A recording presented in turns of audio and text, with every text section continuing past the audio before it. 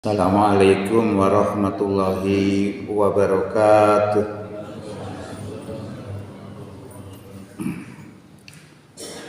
Alhamdulillah. Alhamdulillahilladzi arsala rasulahu bil huda wa dinil haq liyudhhirahu 'ala dini kullih walau karihal musyrikun. Asyhadu an la ilaha illallah wahdahu la syarika lah wa asyhadu anna Muhammadan abduhu wa rasuluh la nabiyya ba'dah. Allahumma shalli wa sallim wa barik ala Muhammad wa ala alihi wa sahbihi wa sallim ajma'in, amma ba'du. Bapak Ibu jamaah masjid Al-Hidayah rahimakumullah. Syukur alhamdulillah di pagi hari ini kita bisa hadir untuk sholat subuh berjamaah yang dilanjutkan dengan kultum dalam rangka menambah wawasan keislaman kita sekaligus menambah mantapnya keimanan kita. Mudah-mudahan kehadiran kita di pagi ini diterima sebagai amal soleh di sisi Allah Subhanahu wa taala. Hadirin rahimakumullah.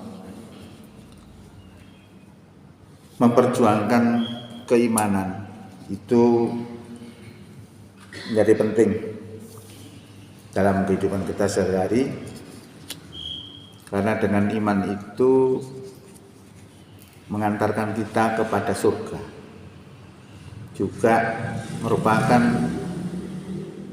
kebahagiaan. Salah satunya misalnya menjelaskan tentang masuk surga orang iman takwa dijelaskan oleh Allah dalam Quran surat 18 ayat 107 sampai 108. Innalladzina amanu wa amilus solihati kanat lahum jannatul firdausi nuzula khalidina fiha la yabghuna anha hiwala. Sesungguhnya orang yang beriman dan beramal soleh adalah surga Firdaus tempat tinggalnya, mereka kekal di dalamnya dan tidak kepingin pindah daripadanya. Ini penjelasan Allah terkait dengan orang iman takwa yang masuk surga. Dan takwa juga demikian disebutkan wasari'u ila magfiratin mir rabbikum wa jannatin arduhas samawati wal ardu uiddat lil muttaqin. Bersegeralah kamu kepada ampunan dari Tuhanmu dan bersegeralah kamu kepada surga yang luasnya seluas langit dan bumi yang disediakan untuk orang yang takwa. Maka memperjuangkan iman takwa jadi penting. Terkait dengan iman adalah suatu kebahagiaan. Bisa kita buktikan bahwa iman itu menjadikan orang jadi bahagia. Karena apa? Karena seseorang itu tidak selalu mendapatkan satu kesenangan sesuai dengan hatinya. Kadang-kadang tidak senang, kadang-kadang senang. Itu yang bisa mengatasi itu adalah orang beriman. Karena orang beriman itu memberikan satu sikap ketika mendapatkan sesuatu yang enak, cocok dengan hatinya itu bersyukur. Tetapi ketika mendapatkan sesuatu yang tidak mencocoki hatinya, bersabar. Artinya bisa menerima kondisi apapun. Nah, itu orang beriman. Kalau orang tidak beriman, bisa juga walaupun memiliki kekayaan yang luar biasa, tapi hidupnya menderita. Terjadi kisah nyata betul di dalam tahun 1930 seorang profesor bernama Ernst Fest. Dia guru besar, kaya, punya segalanya, anak juga punya, tapi anaknya bodoh. Nah, anaknya bodoh ini jadi malu dia. Sekolahkan kemana-mana, ya tetap bodoh, memang bodoh. Akhirnya malu. Seorang profesor punya anak bodoh. Akhirnya jalan keluar tidak bisa mengatasi hal seperti itu, lalu anaknya ditembak kepalanya. Jarak dekat itu. Nah, setelah menembak kepala anaknya, meninggal dunia, dia sendiri bingung. Akhirnya apa yang terjadi? Dia bunuh diri. Sendirinya sendiri juga ditembak. Dua sekaligus hanya gara-gara punya anak malu, punya anak bodoh. Coba kalau orang beriman mendapatkan seperti itu, beda. Jadi sesuatu yang diberikan oleh Allah tidak mencocoki hatinya itu boleh jadi itu lebih baik bagi dirinya karena dia nggak ngerti. Asa antakrohu saya wa khairul lakum wa asa antuhibu saya wa sarul lakum. Boleh jadi kamu benci kepada sesuatu padahal itu baik untuk kamu. Boleh jadi kamu suka kepada sesuatu padahal itu jelek untuk kamu. Ini ajaran-ajaran yang diberikan Allah kepada kita, bisa dilihat dalam Quran surat 2 ayat 100 surat 2 surat 2 ayat 216. Nah, ini bisa terbentuk pribadi kita menjadi orang beriman. Nah, tanda-tanda orang beriman kayak apa? Disebutkan oleh Allah dalam Quran surat 24 ayat 51. Innama kana qaulal mu'minina idza du'u ilallahi wa rasulihi liyahkuma bainahum ayyaqulu sami'na wa ata'na wa ulaika humul muflihun. Sesungguhnya ucapan orang yang beriman itu apabila diseru kepada aturan Allah dan aturan Rasulullah supaya dia menghukumi antara mereka ayyaqulu sami'na wa ata'na, bahwasannya mereka mengatakan kami mendengar dan kami taat. Artinya tidak ada nolak. Kalau orang beriman itu ketika Allah menyodorkan satu peraturan apapun, jawabannya basa sinoman itu nggih. Sami'na wa ata'na, kami dengar dan kami taat. Mereka itu adalah orang yang beruntung. Nah, ini juga tolak ukur kita, indikator iman kita itu begitu. Kalau kita dikasih aturan-aturan masih menawar, masih menolak alasan ini dan itu, masih dipertanyakan. Ya kecuali nggak bisa melakukan, nah kita pakai hukum-hukum yang lain. Misalnya terkait dengan narkoba. Narkoba itu hukumnya kayak apa? Boleh enggak? Nah itu dalam Quran dan Sunnah enggak ada. Karena zaman Nabi tidak ada narkoba.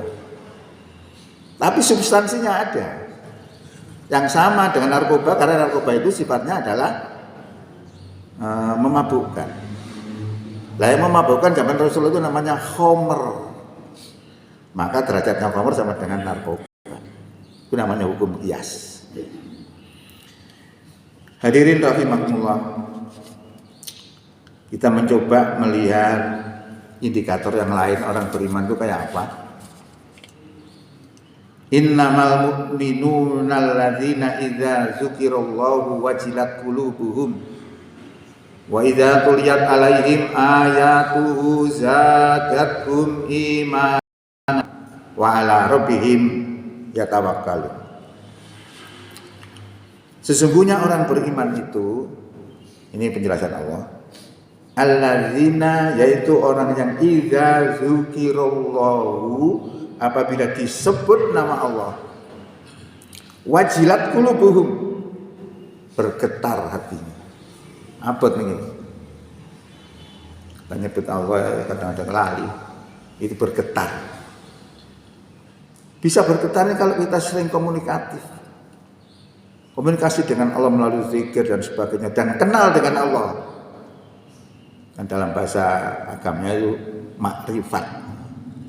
Kenal dengan Allah, kenal dengan sifat-sifatnya, bergetar itu, takut. Ya, maka pelajaran agama yang disiarkan oleh para nabi seluruhnya mesti perkara iman. Yang didahulukan itu iman. Jangan syirik, tapi tauhid.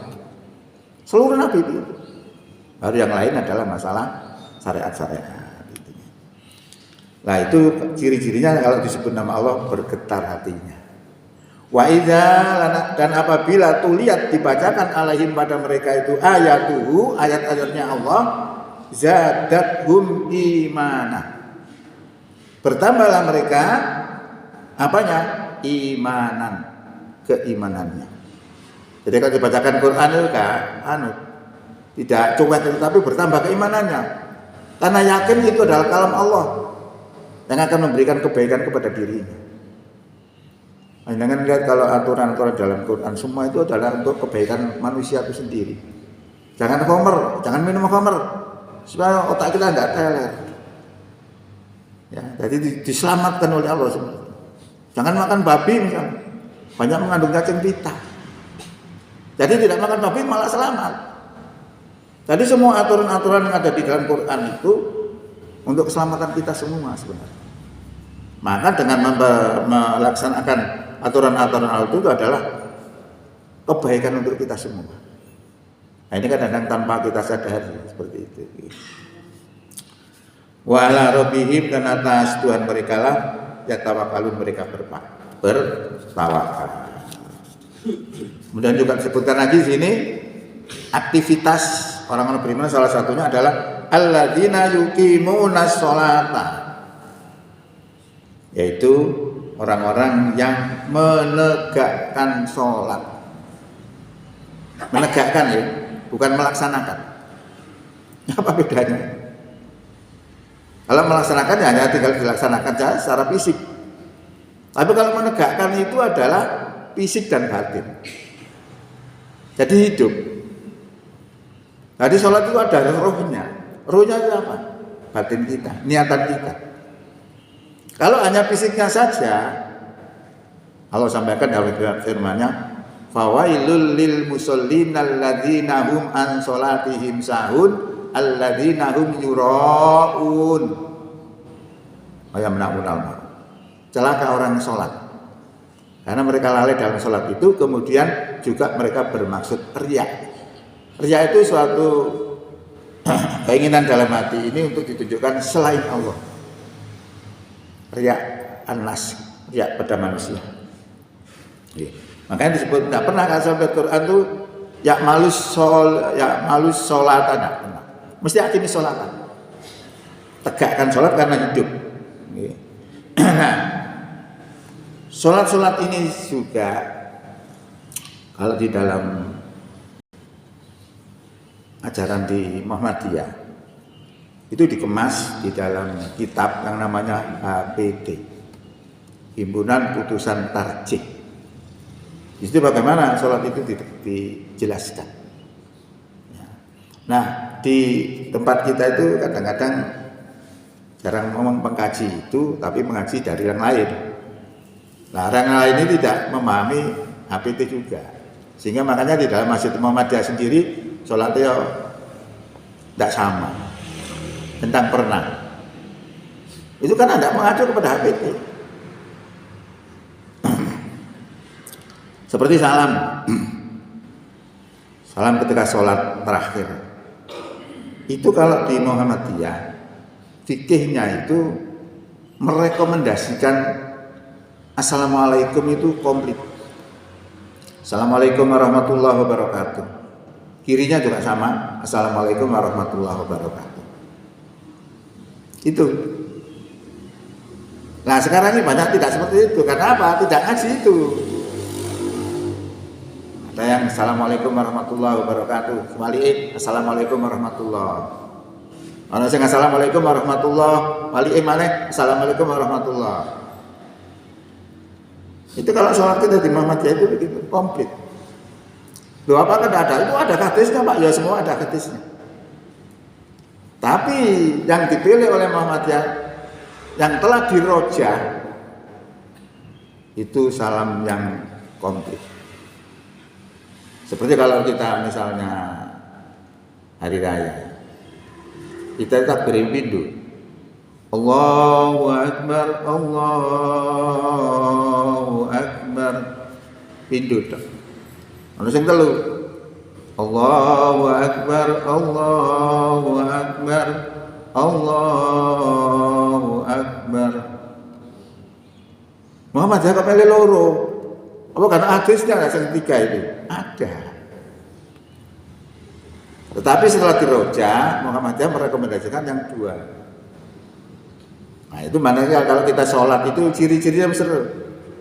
Oh, nah ada orang ini sami Allahu liman hamidah atau jawab bareng Robbana walakal hamd LDII. Nanti punya ciri, Muhammadiyah belum punya ciri. Nah, karena yang biji tidak kita HPT. Nah, ini sebenarnya harus yang segera-segera ini harus disampaikan sebenarnya. Yang biasanya ngajar APT siapa sih? Pak Nasir ya. Itu bisa disampaikan supaya sama gerakan kita. Ya, tadi kembali lagi di sini. Ciri orang bertakwa itu, orang beriman itu adalah menegakkan sholat, wa mimma, dan daripada apa yang razaqnahum kami rezekikan kepada mereka, yunfikun, mereka menafkahkan. Jadi di dalam harta kita itu ada sesuatu yang harus diinfakkan. Nah, kalau tidak diinfakkan, masalah. Kita tiap hari makan, gak pernah BAB, sakit. Sama dengan itu. Nah, ini dikeluarkan. Nah, perintah ini ada di dalam Quran banyak sekali. Salah satunya ada di dalam Quran surat 63, Munafikun. Wa anfiqu mimma razaqnakum min qabli ayyatiya ahadakumul mautu fayaqula rabbi laula akhartani ila ajalin qarib fa asaddaqa wa akum minas sholihin wala yuakhirullahu nafsan idza jaa ajaluha wallahu khabirum bima ta'malun. Berinfaklah kamu sekalian sebelum salah satu dari kalian kedatangan mati. Artinya masih hidup ini diperintahkan untuk infak. Lalu mengabaikan, lalu mati, getun. Dia kepingin dihidupkan lagi supaya bisa berinfak, supaya bisa beramal soleh. Dia ngomong dalam penyesalan itu, laula akhirtani ila ajalin qarib, mengapa tidak engkau akhirkan saja kematian saya ini sampai waktu yang dekat, fa as-sadaqah, sehingga aku bisa bersedekah, wa aku minas sholihin, dan aku menjadi orang soleh. Dijawab oleh Allah, wala yuakhirullahu nafsan idza jaa ajaluha wallahu khabirum bima ta'malun. Sekali-kali Allah tidak akan mengakhirkan kematian seseorang apabila telah jatuh temponya. Komplit sudah. Ya. Jadi kalau kita bicara masalah indikator iman itu banyak sekali. Dan ini dulu yang termasuk yang membentuk kepribadian saya. Itu memang saya di doktrinnya begitu. Indikator iman begini, kamu harus begitu. Karena tuntutan iman. Akhirnya menjadi apa? Menjadi sikap. Selalu diukur dengan Al-Quran. Nah, ini masih banyak sekali sebenarnya, tapi kita sambung lain kali saja karena sifatnya ini adalah kultum, jadi nggak bisa banyak. Kuliah 7 menit, gak jadi 7 menit ya. Kultum 7 menit. Jadi mudah-mudahan apa yang saya ini sebagian daripada indikator orang beriman. Paling tidak kita bisa mengukur keimanan kita sehingga kita cocokkan perilaku kita itu dengan apa yang dikehendaki oleh Allah Subhanahu wa taala. Demikian, mudah-mudahan manfaat. Bila taufiq wal hidayah. Assalamualaikum warahmatullahi wabarakatuh.